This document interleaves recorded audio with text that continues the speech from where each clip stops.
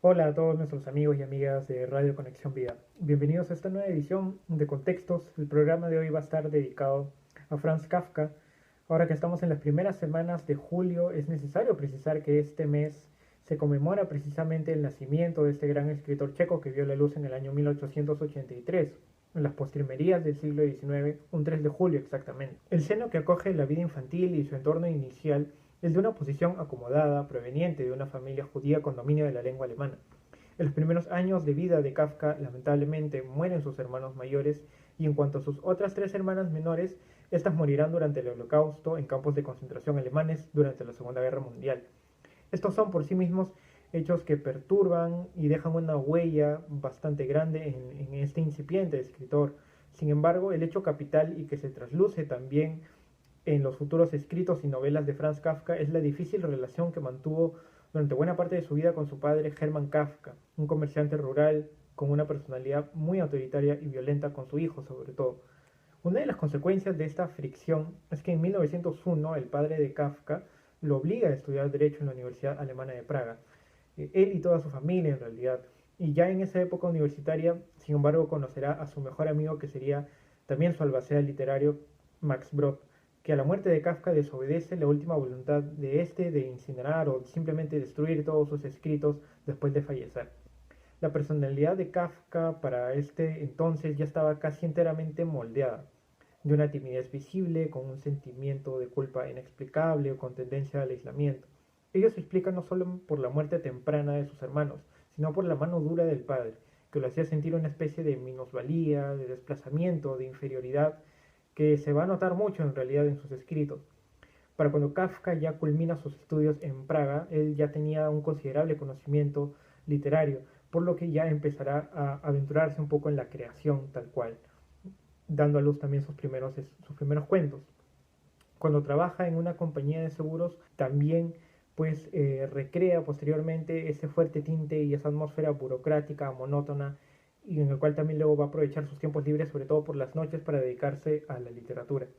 Otro aspecto importante que vale la pena destacar fue la ingente correspondencia que queda de su intercambio sentimental con Milena Jessenska, Felice Bauer, o de opiniones con otros amigos como Max Brod, precisamente, en donde se profundiza su visión sobre la muerte, la angustia, el pesimismo, el amor, los celos inclusive, entre otros temas que van a ser frecuentes tanto en sus novelas como en sus cuentos. Finalmente, en 1920, tuvo que internarse en un sanatorio de Kierling, cerca de Viena, donde falleció el 3 de junio de 1924, aquejado por constantes dolores y problemas que le acarreaba la tuberculosis. Varios aspectos ya de su biografía han sido enfatizados en este programa cuando reseñamos y analizamos una de sus novelas más célebres, El Proceso.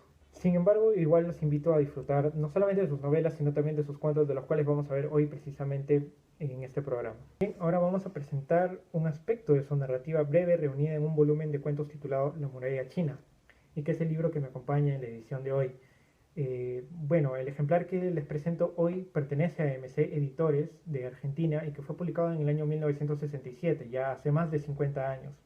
Y el libro agrupa en realidad un conjunto de 35 cuentos, todos de una calidad realmente brillante, de donde podemos extraer una gran cantidad de significados por el estilo entre enigmático y complejo del autor.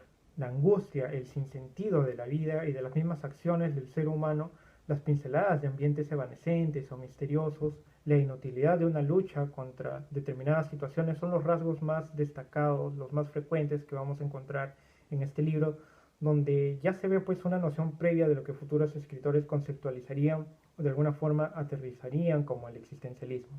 Por lo que sin más preámbulos ya vamos a revisar algunas citas para este programa. El cuento que les voy a leer se titula La partida y es uno de los más breves que ha escrito Kafka y que también conforman uno de los cuentos de este gran libro. Ordené sacar mi caballo del establo. El criado no me comprendió. Fui yo mismo al establo, ensillé el caballo y monté. A lo lejos oí el sonido de una trompeta. Le pregunté lo que aquello significaba. Él no sabía nada, no había oído nada. En el portón me detuvo para preguntarme: ¿Hacia dónde cabalga el señor? No lo sé, respondí. Solo quiero irme de aquí, solamente irme de aquí. Partir siempre, salir de aquí. Solo así puedo alcanzar mi meta. ¿Conoces, pues, tu meta?, preguntó él.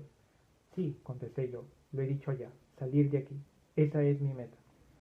Como ya les había comentado, este es uno de los relatos más cortos que tiene Kafka y tal vez uno de los más profundos por la gran cantidad de interpretaciones y sentidos que se le pueden extraer a esta historia o esta escena, mejor dicho, de menos de media página. Pero su principal atractivo, aparte de la brevedad, es la capacidad para transmitir ese desconcierto, un poco de angustia y sobre todo el hecho de conducirnos a plantearnos varias preguntas. Por ejemplo, con solamente estos dos personajes vienen a nuestra mente algunas interrogantes, como por ejemplo, ¿por qué el criado no obedece la orden del patrón al inicio del cuento? ¿Por qué solamente el protagonista escucha el ruido de una trompeta? ¿Es real ese sonido? ¿Lo está imaginando?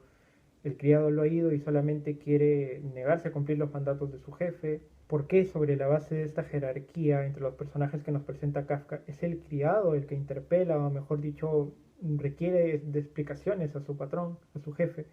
El tiempo, el contexto, el problema mismo del relato no están presentes, siendo estos la base o el corazón de todo el cuento.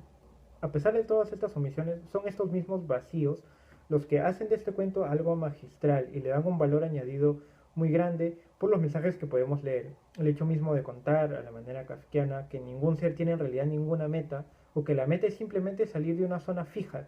Es una invitación al movimiento frente a los obstáculos. Tiene una fuerte carga interior que apela en realidad al ser humano y nos habla en cierto sentido de la necesidad de un cambio sin que nos revelen sus causas o sus móviles. Y esta es una de las interpretaciones que se le pueden dar al relato, ¿no? que es la que les estoy contando ahora mismo. Aquí la consecuencia tiene tanto peso que no importa mucho en verdad las causas. Es una historia donde además resaltan temas bastante frecuentes en Kafka, ¿no? La inamovilidad del principio y lo que se mantiene hasta el final, que es el anonimato o la despersonalización de las personas o imágenes en sus cuentos. Vamos a ir con la segunda cita del programa, que también es un cuento bastante breve que se titula Renuncia. Era muy temprano por la mañana. Las calles estaban limpias y vacías, yo iba a la estación. Al verificar la hora de mi reloj con la del reloj de una torre, vi que era mucho más tarde de lo que creyera. Tenía que darme mucha prisa. El susto que me produjo este descubrimiento me hizo perder la tranquilidad. No me orientaba todavía muy bien en aquella ciudad. Felizmente había un policía en las cercanías, fui hacia él y le pregunté, sin aliento, cuál era el camino. Sonrió y dijo, ¿por mí quieres conocer el camino? Sí, dije, ya que no puedo hallarlo por mí mismo. Renuncia, renuncia, dijo, y se volvió con gran ímpetu como las gentes que quieren quedarse a solas con su risa. Esta es otra de las joyas que nos ha legado Kafka en su narrativa breve. Aquí el tema es similar al cuento anterior, donde se trasluce en realidad un pesimismo inherente que permea también el resto de su obra.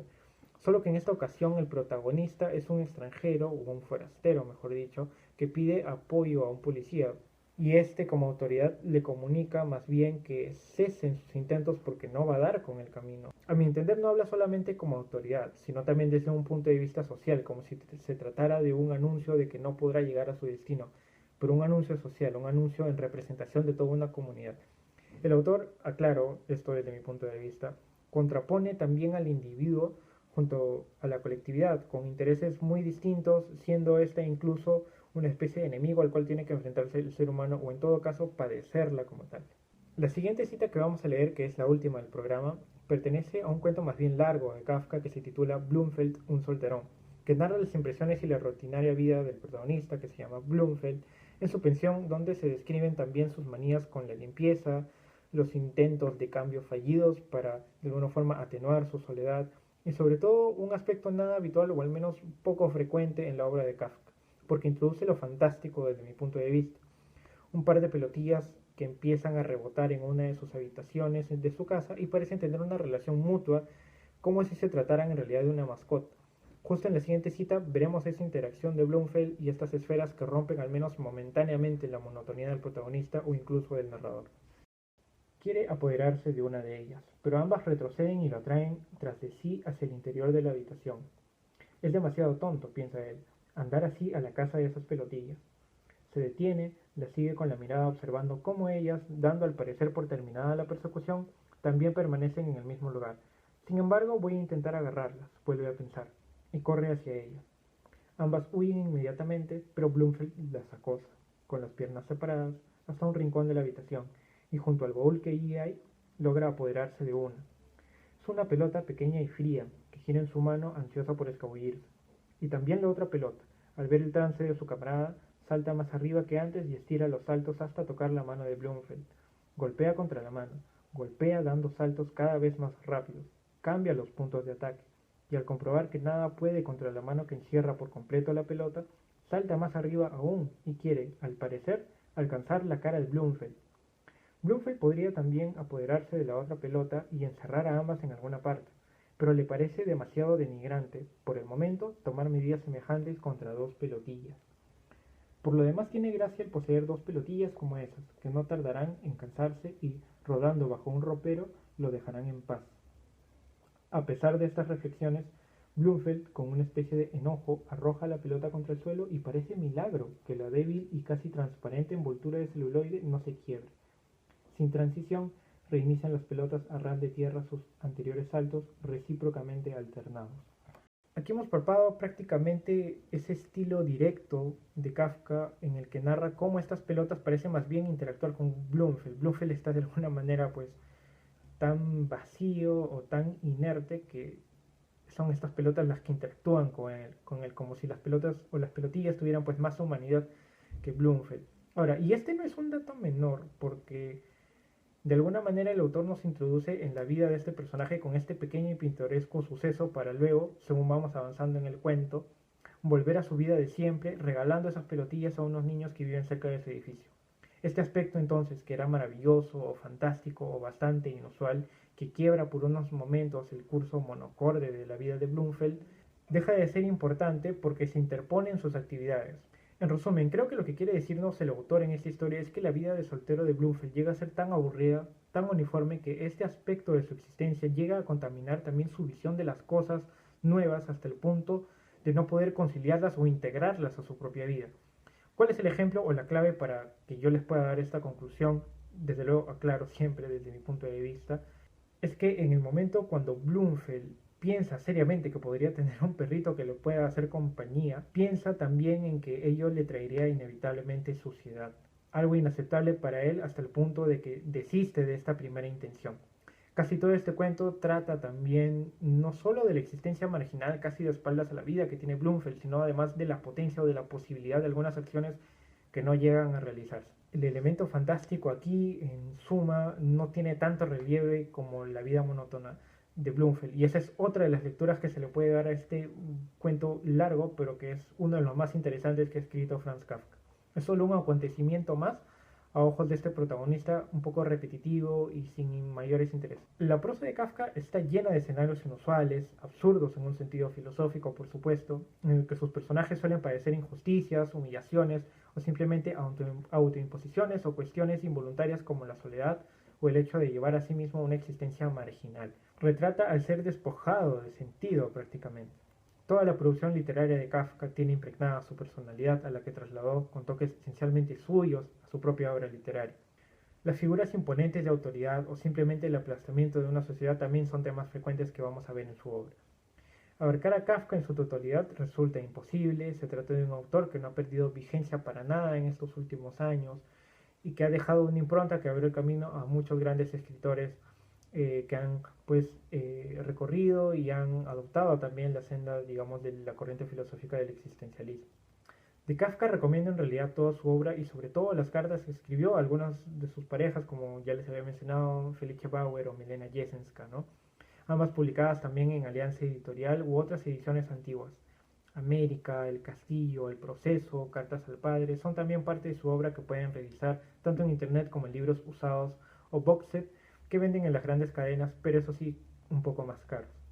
Espero que el programa haya sido de su agrado. Nosotros ya nos reencontramos en la siguiente edición de Contextos. No olviden de seguirnos en nuestras redes sociales de Radio Conexión Vida y en la página web www.radioconexionvida.pe. Conmigo será hasta el próximo programa.